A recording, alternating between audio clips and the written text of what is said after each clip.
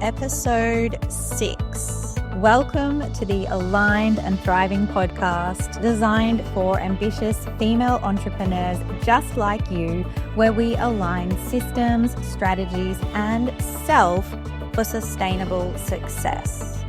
Hello, my name's Jada Goey, your host, and I cannot wait to share this episode with you. Let's talk money, and specifically your money goals, and whether you are in fact borrowing somebody else's goal or whether your money goals are truly your own. What do I mean by this? Now, it's kind of easy to fall into the idea of like, I just want to create $1 million business, or to go after specific monetary amounts that maybe other people are saying that they have, and you're looking at their lifestyle and their business and thinking that is what I want. Or just kind of rounded numbers like that million. It's often talked about, I want to create $1 million business, want to be doing $1 million years, or big ones are $10,000 months, or, I just want to hit that $100,000 or whatever it might be for you. But what I'd like to do today is go into a really tangible exercise that is going to help you know what your current, and this can change over time, your current real money goal is. And this is important because we then need to really attach the value because, yes, money is a powerful motivator, but to me and the people that I speak to, it's really about what the money can do that is more of a motivator than the amount itself. And I know for me, for a long time, I was following kind of goals that I thought kind of matched a particular thing until I actually sat down and did this exercise that I'm about to share with you. And it clarified very clearly my actual money goal, which was a match for everything that I could imagine at the time. And so it's worth doing this, semi-regularly. It doesn't even have to be annually. It could be annually. If you've already kind of moved forward and towards your money goal or hit your money goal, you'll want to sit down and do it again. It's always from the point of where you're at, which of course, as you increase your capacity for earning more, as you reach new money goals, as you experience more of what's out there, then that may grow, because oftentimes there are, or always really, there are things that we can't even imagine because they're just not part of our world. They're not even part of our imagining. So it's really about going into currently everything that you can imagine spending money on and really digging into the detail of how much that is. And so I would recommend even creating a spreadsheet. And I am going to pass on the credit for this because I actually got this idea and this exercise and used for the first time when I learned about this exercise, a tracker and spreadsheet from my mentor at the time, which was Rachel and Michael from Girl Director. So I always like to give credit where it is due. So I got this exercise from them and it was so clarifying. The exercise is to go into full detail around every single area in your life that you can possibly think of and imagine, and what you would want to be doing and what you would be wanting to spend money on in each of those areas to the fullest. So if you can imagine your absolute ideal life and already living that, and all of the expenses that life would have. So it's way beyond potentially maybe anything you've experienced now. It's all of your wildest imaginings at this point, the absolute ideal life that you want to be living. Now, if you're not sure what that is, there's an exercise to do before this money one, which is to really think about that. Maybe close your eyes and do a future self or future life meditation, Or take some time with your journal and close your eyes and imagine living your absolute ideal life and what that really means and includes for you specifically. Beyond the basic costs, for example, what kinds of things really go into the detail are you doing day to day, and what kind of lifestyle do you have? You need to first have a clear idea of that lifestyle and all of the things that you can possibly imagine that you would like in your life. Once we have that clear, we can get into this money exercise. And so what we really need to do on a spreadsheet is to break down absolutely everything that you can think of and imagine that you would be spending money on. So beyond the basics, like, yes, you want to do a bit of a budget on what you might be spending on food and rent or mortgage and all of the basics. So we want to put all of the basics in there for sure. You know, school fees or kids' activities, hobbies, all of the normal ones, and list out in full detail, which is going to be a pretty standard, normal kind of budgeting exercise. So all of the normal day-to-day living expenses for you and your family, all of the normal activities that happen throughout the year and that kind of thing, but not just the ones now, but the ones and in a way that you would ideally like to be living. So this might mean having a look around at more of your ideal home and working out what the mortgage repayments are on that. That might be looking around and, you know, adding in all of the other hobby activities and things like that that you'd like to be doing or you'd love for your kids to be doing or they've been asking you about. It means looking around at, you know, do you want to be having investment properties? Do you want to be investing in different ways so that you're building that passive wealth over time? I hope you do. Do you want to be traveling overseas more? Do you want to be traveling nationally or locally more often with yourself or with friends or for business or with your family? Do you want to be looking after a family member so that you can support them financially? What is everything that you would ideally want to be able to afford if you were living your ideal life and money was no object? And so this is beyond a normal, I guess, budget. It is really listing out all of those things to the fullest. Do you want to be able to really comfortably eat out a number of times a week? Do you want to have a personal chef, as I mentioned before? Like, what is the lifestyle? And then what are all of the costs that you can possibly think of that go along with that lifestyle in your wildest dreams? And really listing out all of those things to the best of your ability. Like, take some time with this. Figure out how much of a budget you want for travel in your ideal life. Figure out how much you need to be spending on all of those different things and go into as much detail as possible. Now, you might like to do this like on a weekly basis and then add it up. You might want to work it out as a monthly thing. However works best for you. Some of it might be kind of annual amounts that you might like to budget towards things like travel or that kind of thing. But in the end, you then want to add it all up and make it into an annual amount. Once you put absolutely everything there, it might be something that you want to do and then kind of come back to and keep adding things and think about. And you might have different ideas popping into your mind about more and more that you'd actually like to be doing that you forgot to add into the list. We want to add as much as possible. Then you want to add it all together and make sure it is an annual amount.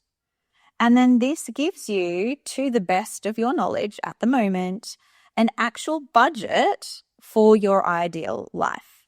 So a bit of a different kind of a budget, but it gives lots of clarity around the actual cost of your ideal life, everything that you can imagine at this point, which again, that might change or likely will change as you experience more. You know, for me, it was looking at putting things like being able to support my mum who doesn't have her own place. I would so love to be able to buy her a property, and so that she could comfortably live there, one that suits her, and be able to look after her in that way. For me, a big one was also being able to give back to charities and communities and be able to give freely with my money, to have more than enough for me and my family so that I was able to do good with my money and give it in ways that can do good in the world. So that was a big part of things for me as well, beyond just the lifestyle, but ways that I could give back to the community as well. And I'm sure there is much more I'll be able to do when, each time we kind of move to that new level and create more awareness for ourselves. So when I say everything, I mean everything. How much you'd like to be giving away, what charities you'd like to be supporting, other family members you might like to be supporting, all of that kind of thing. Because when we have plenty, we can be our full, I find, we can be our full selves in expressing ourselves. And when we are generous, kind, empathetic human beings, which I'm sure you are, that we are, this is why we need more women creating wealth, because we are going to do more good in this world with our money. So include all of those things, even the money you want to be able to give. Absolutely everything. Once we've done all of that, we've got our annual amount, we've got kind of our first draft budget for the cost of our ideal life. So now we have something to work with, something to aim for. You might need to, and you really will need to, figure out what kind of tax you'd need to be paying. So when I came up with the amount, I'm like, oh, cool, I need to earn this much. And then I went, hang on a minute, no, I'd have to earn how much? Let me look up the tax so I can figure out after tax, arriving at that amount after tax. And this would be my personal income. Let's imagine my husband wasn't earning anything. My personal income, not the business income, to be able to cover this ideal life. Adding on the tax on top of that meant that I could work out, okay, how much do I ideally need to be earning personally? And then therefore you can start to work out how much does your business need to be bringing in revenue to be paying you that amount. And then we can start to get much more clarity and much more precise on what our true money goals are for our business and for ourselves. Because then we can work out what are the costs of the business. Of course, we can do a similar thing with your business. Like if your business was running in its ideal way, how many staff would you need, what positions, all that kind of thing. We can go further with that for your business. But this episode, I just really wanted to talk about getting much more clear on your personal money goals so that can feed into having a much clearer business money goal as well. So hopefully that has helped, rather than just kind of plucking a number out of thin air, like 100,000, 250,000, a million, whatever it is. We need to be clear, because now you can attach an emotional feeling to what that money means for you, because now you have a list of all the things that money will create and provide for you and for your loved ones and those you want to give to. You have all of the things that mean so much to you. You can see the correlation between the monetary amount and the ideal life that you desire. And this is so important, because that's when we can get emotionally attached to the number. It's not a random number you plucked. It's a very meaningful number. You know exactly what it means. You know exactly what it can do for you and your family, your loved ones, and the ones you want to support. So now you can really emotionally attach to that and go after it. Once you've done this, if you need ever to kind of have a bit of a pick-me-up on feeling motivated around things in your business, or going after that next level of income, or even on that daily basis, because as our own boss, we don't have anybody that we have to show up for. We have to show up for our clients and our customers and our team if you have one, but we don't have someone that is going to be on our back if we are not meeting the goals that we're setting. We have to do that for ourselves. And so this can be a really powerful motivator as well to knuckle down on the most important things in your business and do the needle moving things, do the big scary things, do the things that are going to move you towards most strongly and hopefully most quickly that money goal. So a great way to really tap into that emotional feeling and connection is to write down, again, all of those things that when you have more than enough money, plenty of money, that it would allow for you. Everything you can think of.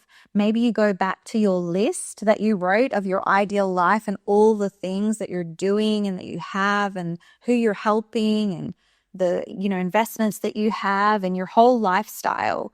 When you have that really clearly, you can do things like write it out every day or read it every day, or you can record it and listen back to it each day. You can put those things into a vision board that you can look at on a regular basis so that you are tying that, chasing of those income goals to those emotions of living and having and doing and being and supporting and giving all of the things that you truly desire. So this really helps us to have clarity around your personal money goal that means something for you. And it helps as a really powerful motivator when you then attach that to the things that creates.